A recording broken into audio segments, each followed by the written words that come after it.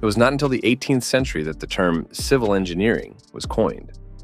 The first civil engineering school was opened in 1747 in France. It was called the National School of Bridges and Highways. The first self-proclaimed civil engineer was a man named John Smeaton.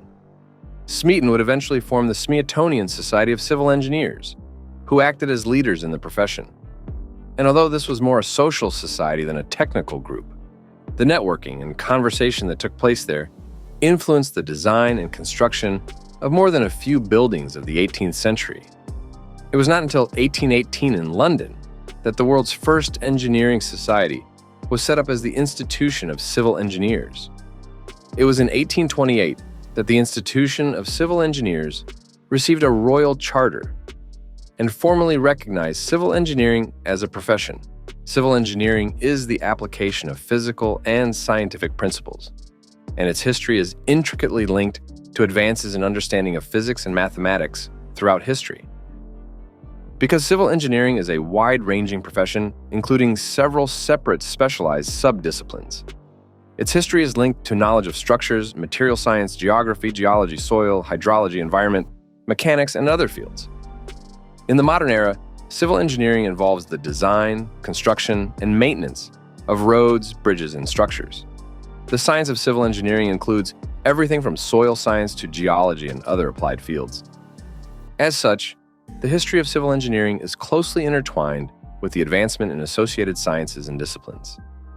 In the United States, it wasn't until 1819 that civil engineering was first taught as a discipline.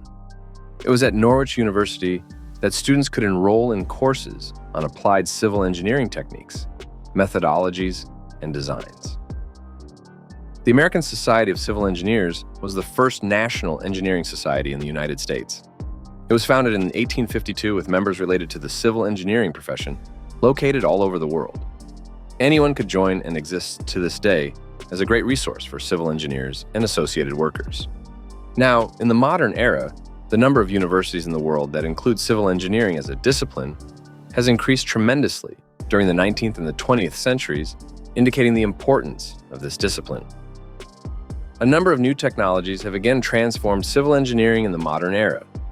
From high-tech machinery and novel new materials to testing equipment, drones, and other sciences, the civil engineering of today looks quite different than it did even 50 years ago. Yet, some technologies have had outsized impacts. Take computer-aided design as one example, CAD. CAD technologies allowed engineers to use technology to design better buildings, streamline processes, and save time and money. From manufacturing to fabrication and erection, CAD and even CAM, computer-aided manufacturing, have transformed the way projects are designed and completed.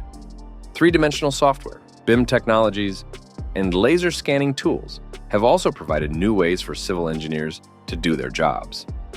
From efficient building designs to bridges and other huge, complex structures, modern technology allows construction to be done faster and with fewer errors,